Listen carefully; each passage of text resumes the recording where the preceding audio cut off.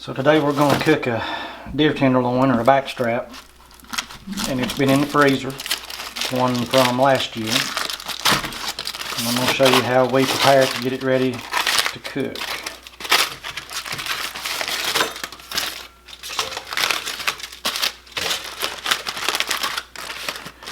This is only part of the backstrap. I usually cut them in two, just because that's about the amount we'll eat, and it's easier to freeze that way because it's not so long. I usually, even though it's tenderloin, if you're going to cook it, if you're going to grill it or cook it on a fire, I usually use a fork and kind of tenderize it. Poke some holes in it on both sides, and that just helps it be a lot more tender in the end. And then once we get this done, then we're going to marinate it.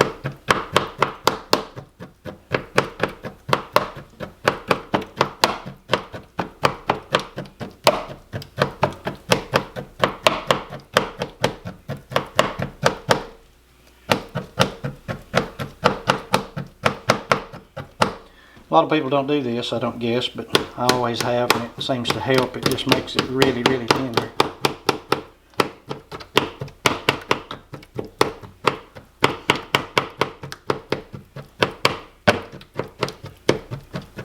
Almost the same effect as running it through a cuber, except it just it retains its shape. It don't tear it up as bad.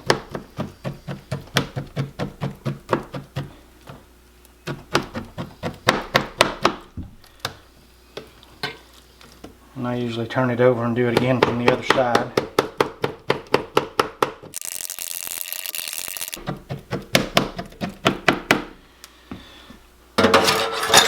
Okay, now that we got that done, I'm going to make up the marinade. And this is just personal preference, and over years and years of doing this, I've made up what I like and what we all seem to like the best, so this is the way we do it. You can, there's any multitude of different variations you could make on this, but I'll start out with some olive oil. And I just eyeball it. There's no measured amounts of any of this.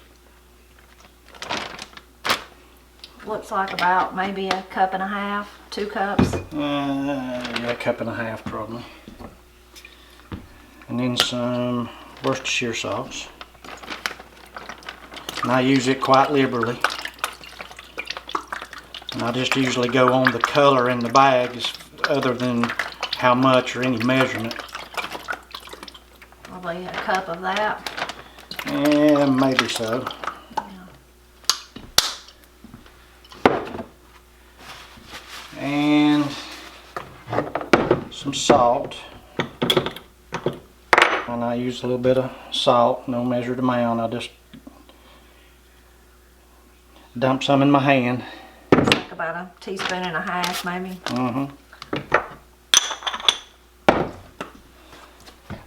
Same with the black pepper, and it's just according to how much you like pepper. I like it way more than most people here do. I don't put as much as I normally would because I don't want to burn them up. Just black pepper. Teaspoon and a half of that too. My dad uses red pepper flakes in it, and I like that too, but it's a little too hot for the ladies here. I use oregano. I love oregano on almost any kind of meat. I'm pretty liberal with it too.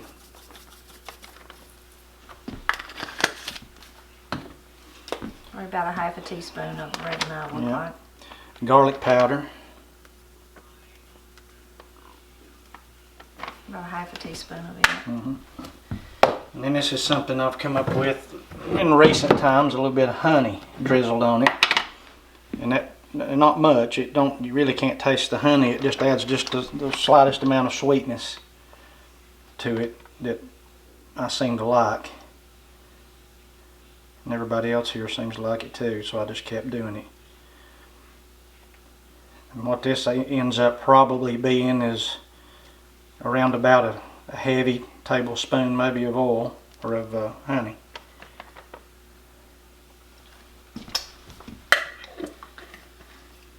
And then I Usually work all that together in the bag pretty good. Get everything mixed up.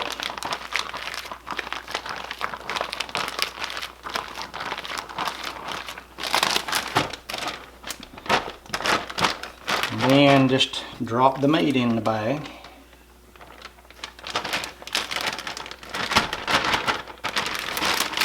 And I'll generally work it around in there, around the meat real good, make sure everything's coated.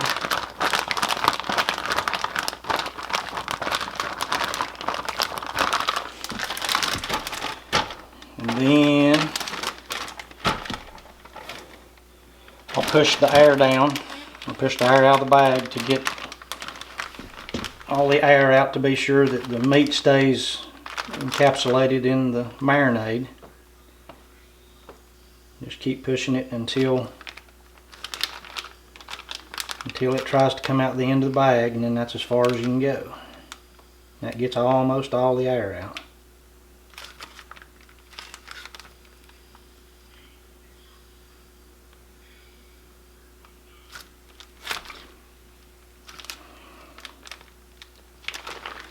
And zip it shut, and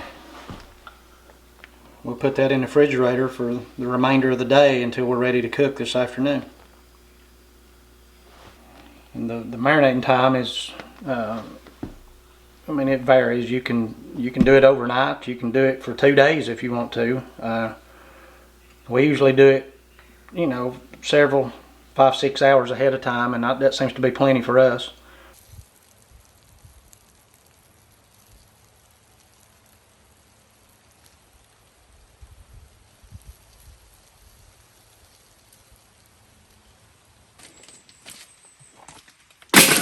Okay, what's she doing?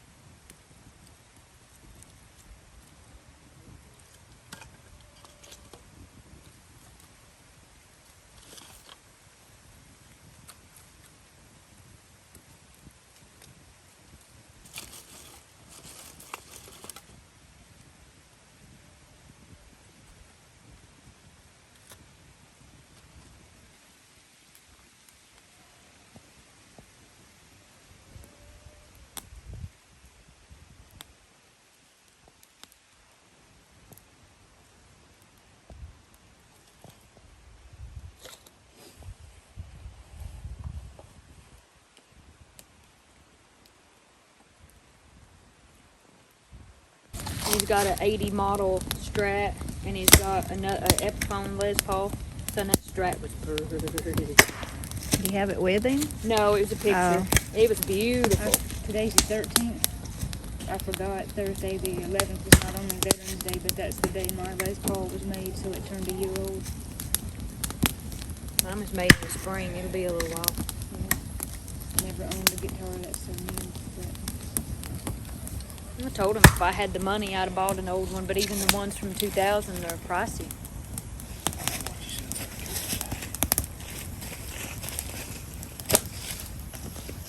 They did have all kinds of nice colors.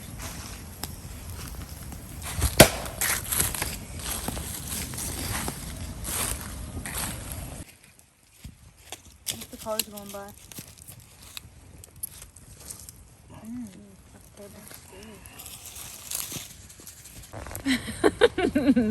Let's see those versions again.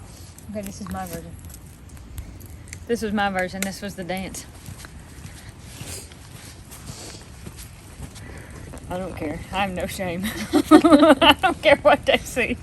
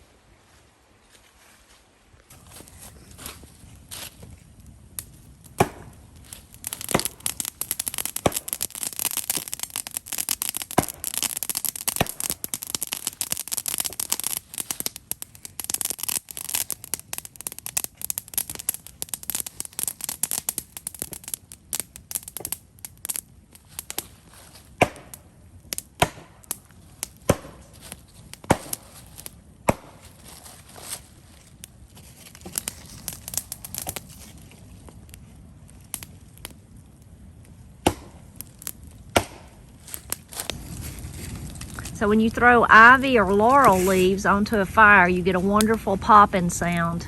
Most kids in Appalachia, or at least in my family, learn that pretty early.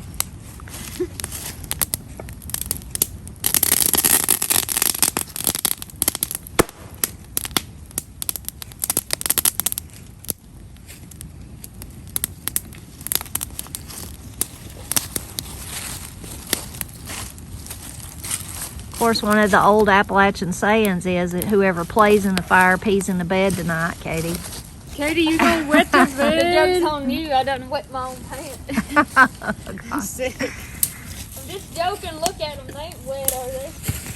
One time when they were burning some brush, may have been to build Steve's Road, I can't remember, but a bunch of us was gathered up and they were burning some stuff. Everybody standing around talking. It wasn't cold like this, but anyway, one of my little cousins was playing in the fire, and Pap told him that, and he never missed a beat. He said, "Well, I'll be swimming tonight." That was Andrew. I hadn't heard that in a long time. I'll be swimming Son, tonight. that's slick for a kid to Yeah, say. he What a- never missed a beat. what a Pap funny said, little you know, whoever plays in the fire pees in the bed. And he said, "Well, I'll be swimming tonight."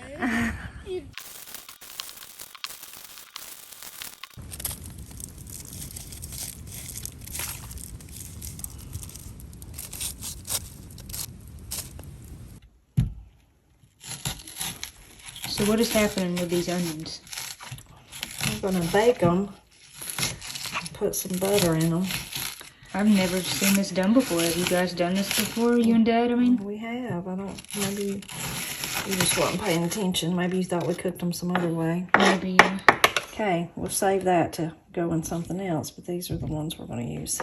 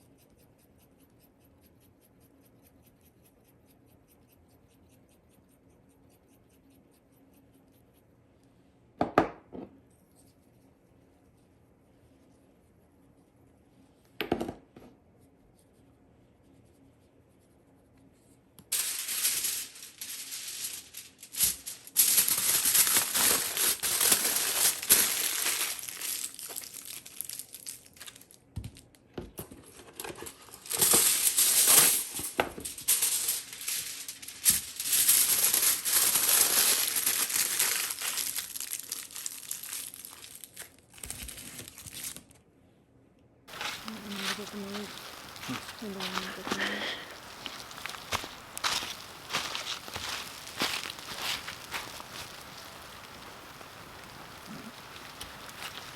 I'm just joking.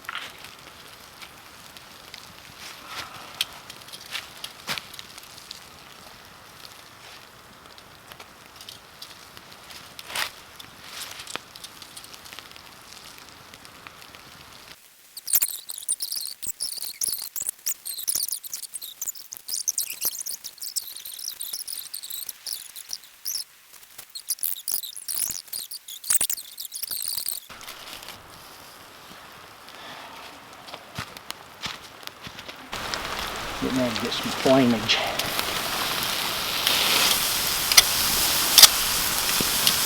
Tell me that ain't pretty. So this is the deer meat that Matt marinated earlier this morning. If you didn't want to grill it, how else could you fix it? On a regular grill, of course. Could you broil it, or Yeah, you could, on a grill pan? You could do about anything you wanted to. You could charcoal grill it, gas grill it. You could do it on a Blackstone. If you do it on something that kind of fries it, it's a little more difficult. It's hard to keep it from getting tough, But can't beat wood coals to me. Yeah.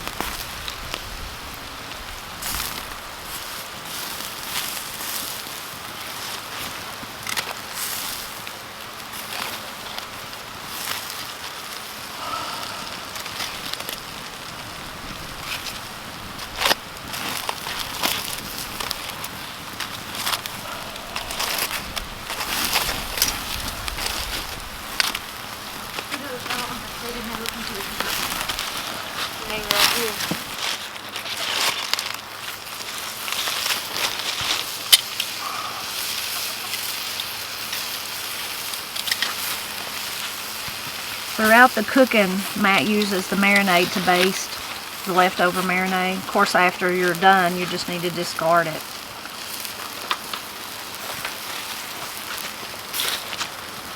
I hear if we play a pretty tune that it will make the meat cook quicker. Well, let's hear a pretty tune then.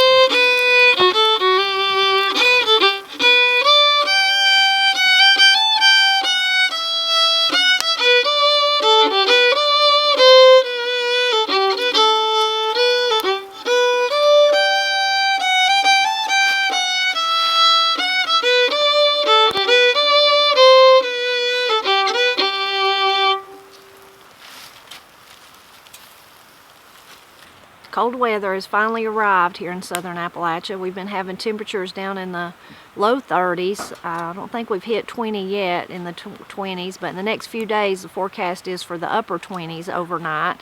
So today we've had our first fire in the wood stove in the house, and this evening we're having our first fire outside, and we've had supper outside. We've had some music, so we've had some great fellowship with each other. Had a wonderful day with the first fire heating the house on the inside, makes everything so cozy. And now we're going to get to enjoy some good food. It's just a great way to start our winter, and we hope that you enjoyed kind of coming along with us for this afternoon meal. Oh yeah.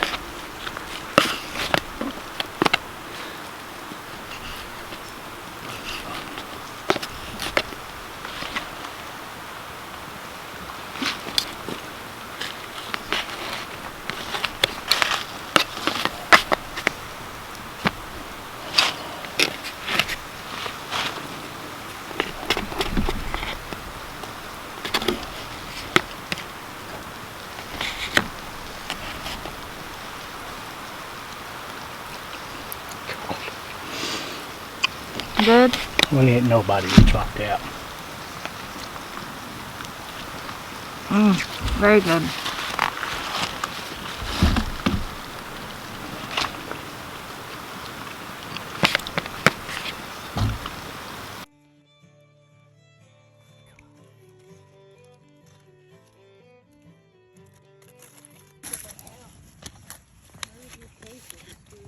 Nope, I took it in.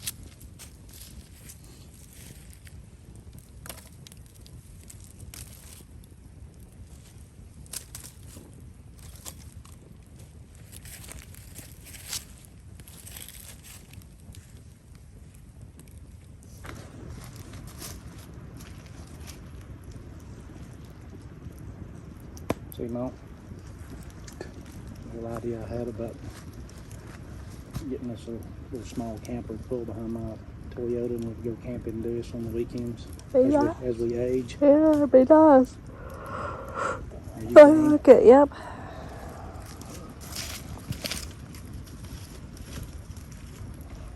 Mama, you covered in ashes. As long as I'm not on fire. Yeah, so you can get